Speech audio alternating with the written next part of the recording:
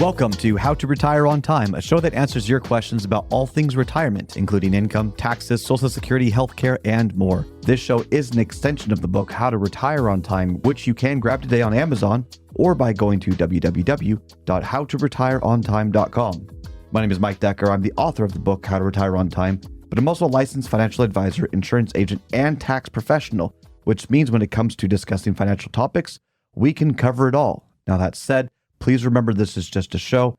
Everything you hear should be considered informational, as in not financial advice.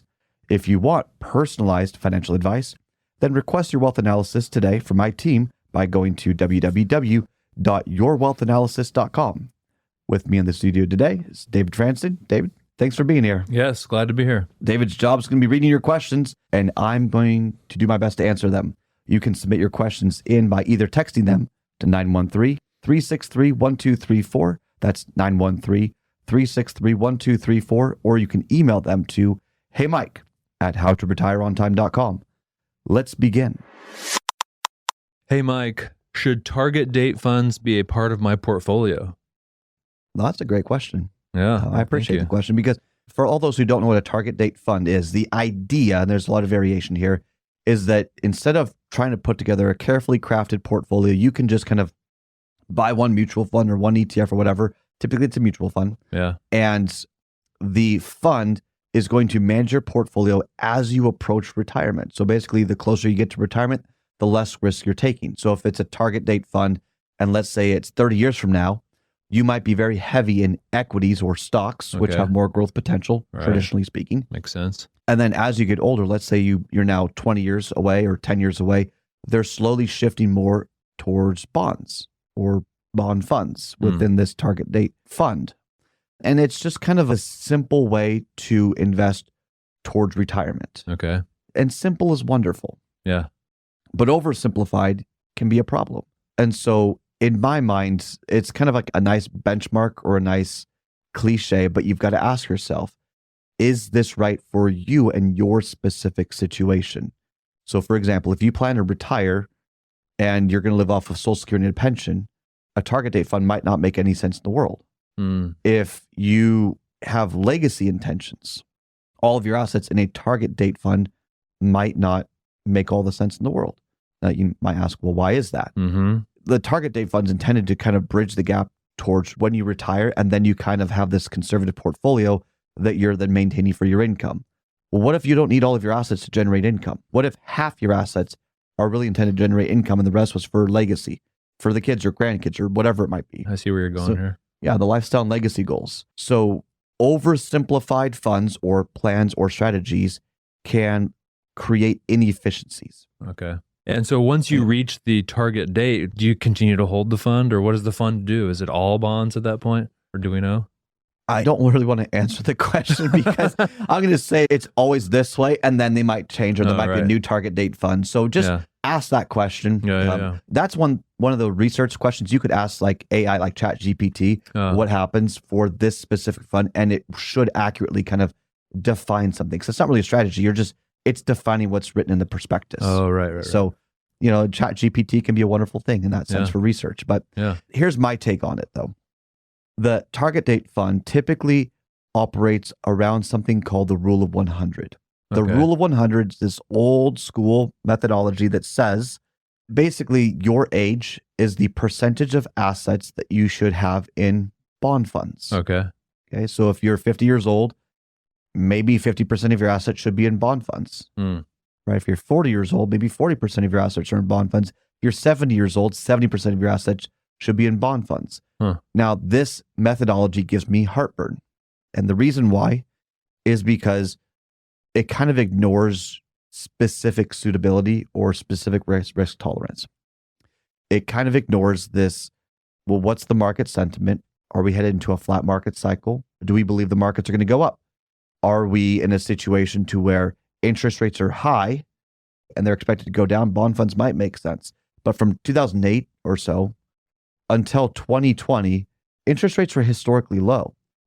In my professional opinion, I thought bond funds were a joke because they're either offering you a low rate of return or their interest rates are going to go up and they're horrible. Yeah. So the reason why I bring this up is right now, interest rates are in a precarious situation.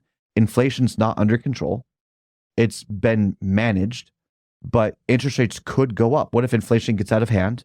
What if there's temporary digestion from tariffs and inflation, and then prices skyrocket and then it leads to inflation? And that's not a perfect example because there's some nuance in that. Tariffs won't directly affect inflation. They could influence inflation. But my point being is interest rates aren't solved. Inflation's not solved.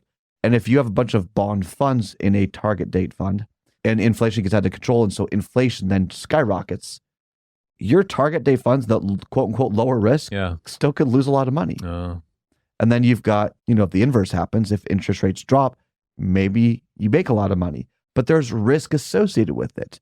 And I don't think the rule of 100 and target date funds properly explain these kinds of risks. Right. Just my 2 cents on it. So I do not like oversimplified plans or oversimplified funds for that standpoint. I mean, if you're 20 years old, 30 years old, or even 40 years old, and that's an option in your portfolio, maybe you've got 20 years. Why wouldn't you just buy a bunch of stocks and just let it ride out? You have to have the mental acuity for that. But, can you handle the ups and downs? But do you see where I'm going with it? It's kind of people like to hit the Staples button and say that was easy. Oh, right. But there's inefficiencies or nuances to where I don't think people are properly understanding the risk or lack of opportunity they're taking with these kinds of things. And the other thing too with it is, and to your question, well, what do you do when, the timer ticks? Yeah. It's like, okay, now you're retired. What next? Yeah. So many people will come into our offices and they'll say, all right, so I've prepared for retirement. I'm good to retire. What do we do? Right. How do we turn this pot of money in a 401k into a retirement plan? There are so many questions. I mean, really, retirement planning should start 5 years before you want to retire. 10 years if you want to be more proactive. All right.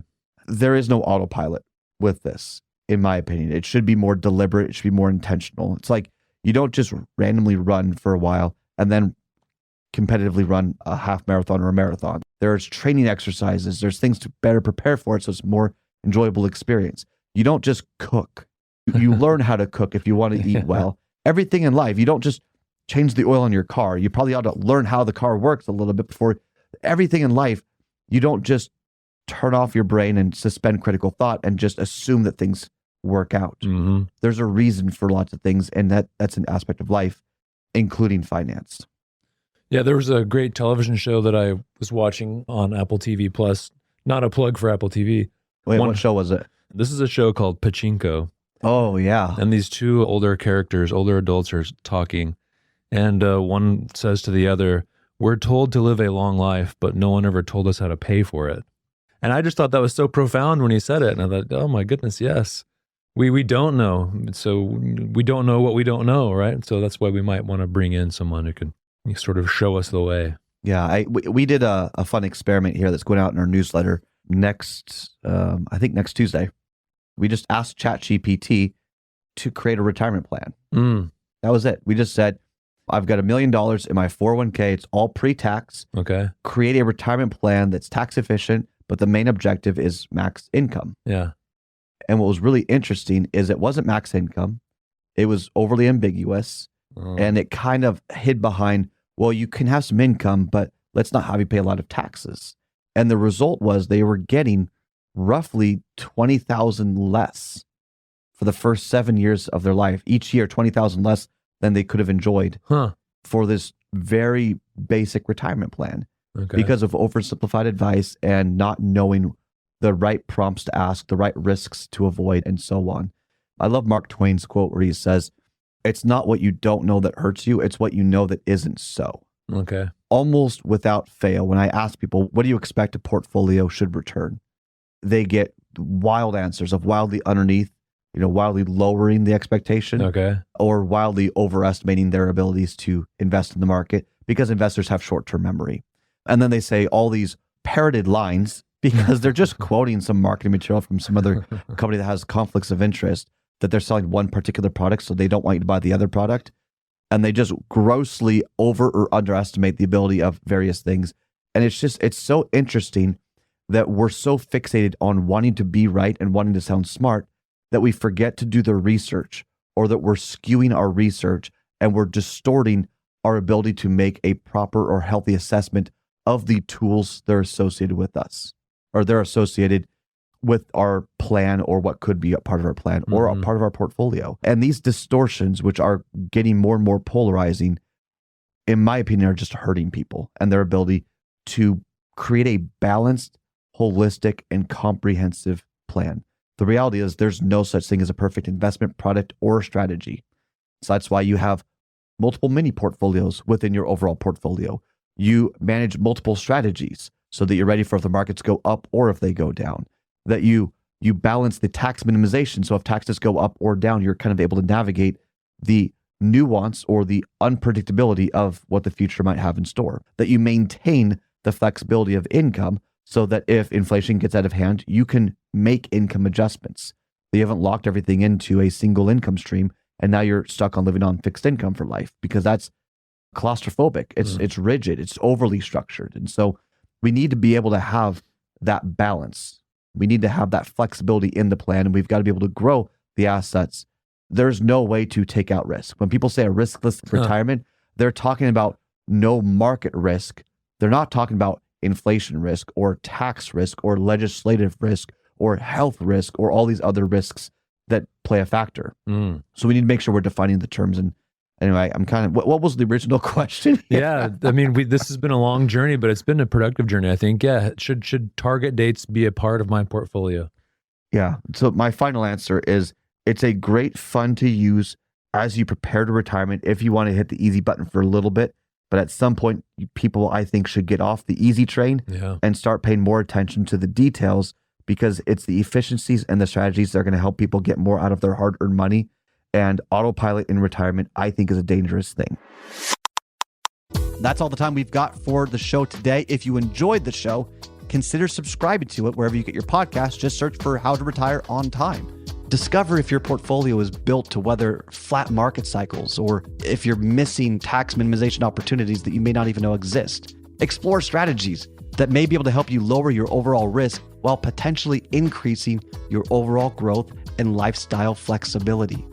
This is not your ordinary financial analysis. Learn more about Your Wealth Analysis and what it could do for you regardless of your age, asset, or target retirement date. Go to www.yourwealthanalysis.com today to learn more and get started.